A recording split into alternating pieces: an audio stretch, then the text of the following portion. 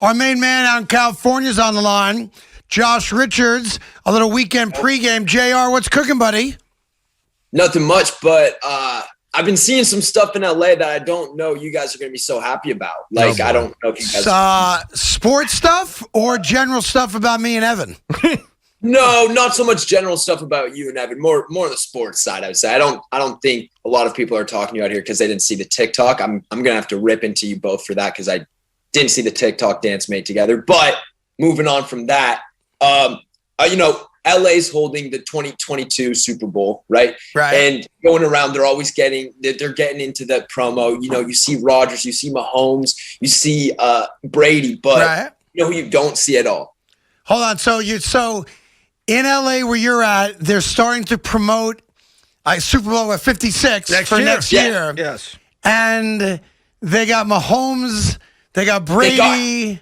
They got them all. They got everyone, but the teams they don't got is the Jets and the Giants. The only two teams. The only two teams they are not showing love to are these New York teams. Are they Are they saying the season's over for them or what? It would seem like there's no point in playing football. The Giants came within a hair lash of getting to the NFC Eastern Division Championship and making the postseason. How about some disrespect for them? They were 6-10 last year. Were they not an eyelash away from winning the division? That's crazy. So all those, I've been in cities where the Super Bowl's coming, and what Josh is saying, I've witnessed it. They start putting banners and stuff up.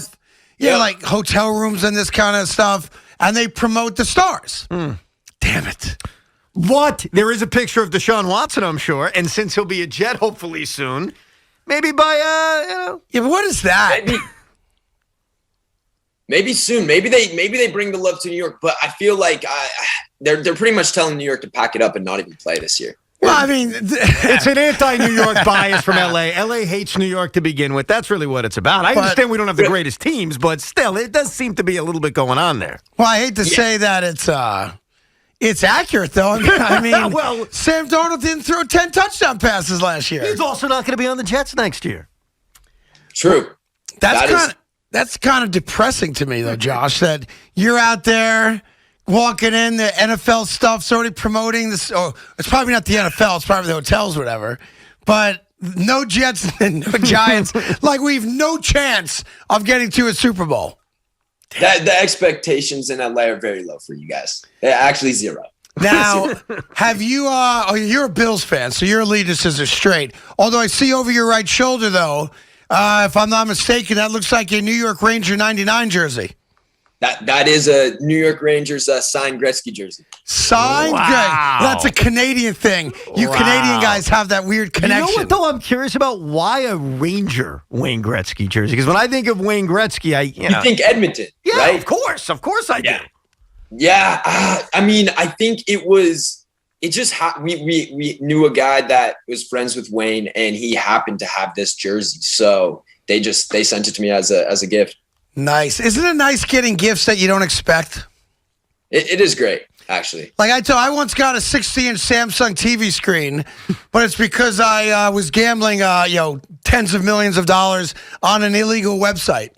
And they sent me a Samsung 60-inch. And you weren't expecting it. So it was worth it. It was worth it. I told the story the other day. I never forgot. All of a sudden in my house, huge box, obviously. Right. It's a 60-inch Samsung screen, but it doesn't say who it's from. And I'm like, wow, this is the greatest day ever. and then a week later, I was online playing blackjack on my phone, and one of those bots pops up. It's usually like a customer service bot. And it was, hey, do you like the TV? Our pleasure. That's crazy. Wow. Oh, that's too good. Yeah. That's awesome. I'm like, man, I really do have a gambling problem. And it turned out that I did. But I was, who knew? Who knew? I just enjoyed the 60-inch TV. I thought I was something special. That's all. Hey, Josh, I always wonder, in the social media world, when something big like Carson Wentz gets sent, from trading, Philadelphia to the Colts, and you're kind of keeping an eye on that stuff, has the reaction been positive, negative? What's the overall feeling on that kind of thing? Well, when I looked at it, I saw the Colts teammates reacting to it, and it seemed like they were excited, right? It seems like they're pumped to get to play with their new quarterback. I mean, you saw like Darius Leonard, Zachary Pascal, Paris Campbell, like they're all going on Twitter talking about how they're excited for this next season, excited for the next quarterback, and honestly cannot give Colts fans a better, I think, just start or like going forward after the retirement of Phil Rivers. Like it's giving them that new quarterback, that new energy to support a team. Yeah, plus, the connection to Frank Reich, where he had 2 great years with Frank Reich as the offensive coordinator, is a big part of it. So there's a comfort level there. As everyone was pointing out yesterday or 2 days ago when the deal got done, they have a very good team already around him. Yeah. So you would think if Carson Wentz is going to excel anywhere. Perfect situation. So I'm not shocked. I'm not shocked that the Colt fans are loving it. They went from Andrew Luck to Phillip Rivers to a guy that was an MVP candidate at least. So they're pretty lucky in that regard.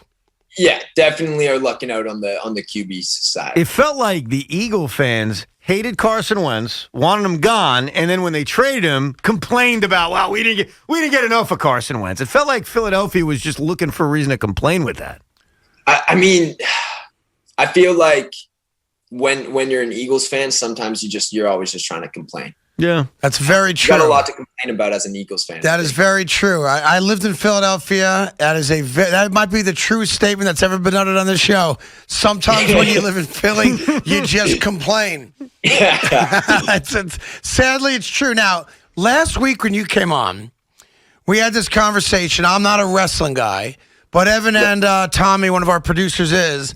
And he said, I wonder if Josh knows Bret the Hitman Hart. I think it was. Well, wasn't it? Let me clarify, what was the background Josh. on that again? I forget why we were talking about Bret Hart, but I made a comment about, Josh would love Bret Hart. And Craig said he probably doesn't know who Bret Hart is. And I said, are you freaking kidding me? He's Canadian. Oh, yeah, we were doing love Bret Hart. It was the Mount Rushmore of famous Canadians. That was it. Yes. Yeah. Right. Okay. Now, I couldn't believe that Craig even. I almost thought it was insulting to you, Josh, when he said he doesn't know who Bret Hart is. I was like, it doesn't matter. It doesn't matter your age. Of course you know who Bret Hart is. So, your thoughts on Bret the Hitman Hart, Josh? I mean, for me, he's like he's almost viewed as like a superhero. Oh, It's superhero. Like it's a WW, like when you're watching like WWE, WWF, whatever, as a kid, and you're seeing the wrestling and all that entertainment going on, you're looking at guys like that being and reenacting it, right? I would be on the trampoline in my backyard with my boys saying, "I'm Bret the Hitman Hart." No, I am, or like trying to call which characters we could be. That was a huge part of my So Hitman Hart is in the Mount Rushmore famous Canadians. Yes, huh? Yes. Damn it. He's got to be. Yeah, he's got to be. I'm sorry. He said he's got 100%. to be. Look, I was looking out for you, Josh. Craig didn't understand. I tried to explain it to him. I'm glad we got through this. So I made a mistake last week. I thought that Josh had one of the teams in that fan-controlled fantasy league. He's an investor in the league itself. So when I said, I asked the Johnny Manziel question, I said, well, is Johnny on your team? That was my bad. I didn't realize that you're involved in the league ownership. What were the results after week 1 as far as Twitch viewership? Was it in the millions? Was it far exceeding what you guys thought? And can you talk about it? Yeah, I mean, it went amazing. The reaction that was actually even crazier was all the press you saw around it on different social media platforms. Like, it wasn't just the Twitch stream, which was crazy. It was ESPN covering it on their TikTok and posting a bunch of videos. It was viral memes coming out of it. I mean, when you have some guy like Johnny Manziel stepping back and playing football, you know that the sports community is going to absolutely just like take so many videos from that, take so many memes, viral clips. I mean, with the new league, everyone's also putting in their say. Like, do they like the rules? Do they not? Do they think it's going to work?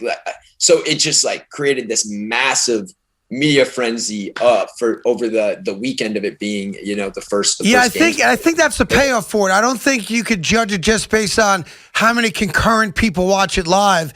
It's how many people digested it, days later, weeks later, hours later. That's the overall success, right? Yeah, 100%.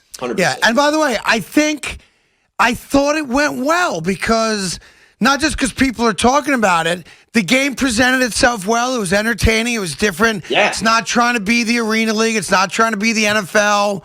It was just fun to watch. I thought they did a really good job. I think that's the best part about it is they aren't trying to be something they're not, right? There's so many leagues that come in and they try to say like they can replace NFL or they can like be this new. It's like they know where they are and that's where they're sticking to. One of the stars from week 1 was Marshawn Lynch's broadcasting. I thought he had a very, very good debut with some of the things he was saying. He was very entertaining. I mean, when you get a guy like that commentating, it's going to be a great show. Yeah, it was great. The whole thing was great. So congratulations on that. I know it's a big deal to you. And I thought they really did a very good job with it. You're not boxing, right? And we're not going to find out one day that our main man decided that he's going to start boxing. Is that over with? You've given that up? You never thought about it? We're good with that? I mean, don't do it, dude. Go ahead. There might be a time when I have to step in the ring. I don't know when, but it might have to happen. Is there somebody that you've thought of in the world that if you were ever going to take that, no offense, I know you're well built, and got 6-pack abs, but there's no biceps there. Is there somebody that you have contemplated, if I was ever going to get into the ring, that's the guy I'd want a shot at knocking out? Yeah, of course. I mean, I had like the biggest social media drama on TikTok ever with this one kid named Chase. So like there was one point when I think it was in talks of doing a boxing match. Now like that drama's over. Right. Don't really like care about it. Wouldn't want to box that kid. Would probably have to find a rivalry. But I've definitely thought about it. Is there a new person that you would want that person to be? Is it Patrick Mahomes' brother? I was just about to say, if Jackson Mahomes keeps hitting on Ness, like I might have to just settle it with a boxing match. There you go. I don't know what else I can do. The background story is that Patrick Mahomes' brother, Jackson, has been hitting on his girlfriend. Right? Yeah. No, like left and right. Yeah. like, you know what's so weird about that? In a weird way, as a guy, listen, he's being douchey. He shouldn't do it. But in a weird way, like, he's never stopped. There's almost something admirable about it. Right. Like I almost have to respect the grind because I'm sitting there and watching this kid get denied over and over and over. And I'm like, that just must be like hurting your pride, hurting like your confidence. And you just, nope. You're just going still. It's awesome. Like I said, there's it's something awesome to see someone believe in themselves that way. Exactly. Like, a lot of self-confidence. He's a total douche knuckle for trying. But the fact that he hasn't stopped is admirable, frankly. It's 100% admirable. You can't deny it. It's a little stalkerish. It's stalkerish, but it's admirable. All right, man. You got any big sports plans? You got some NBA this weekend? I know some hockey. Or you laying low? What do you got? This weekend, probably going to be doing some NBA stuff. Just watching it with the boys. Giving hot takes and. Sipping some drinks. That's about it. Sounds good. Be well. Talk to you next Friday with Evan here on the Fan. And look forward to chatting with you throughout the week. Thanks for coming on, pal. Thank you for having me. There you go. Main man Josh Richards out there in California with some news.